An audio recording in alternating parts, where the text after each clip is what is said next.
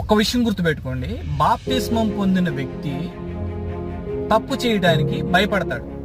అతను ఏదైనా తప్పు చేయాలంటే ఒంట్లో చెమటలు పడతాయి.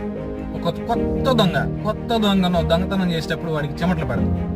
ఆల్రెడీ పాత దొంగ, అనుభవం ఉన్న దొంగ అవలేలుగా చేసుకొస్తాడు. అలాగే బాప్తిస్మం పొందిన వ్యక్తి దేవుడికి భయపడి ఏదైనా తప్పు చేయాలంటే వణికిపోతాడు. ఆ మనస్తత్వాన్ని దేవుడు పరీక్షిస్తాడు. అదే బాప్తిస్మం పొందని వ్యక్తి ఏ తప్పైనా ఫ్రీగా చేస్తాడు.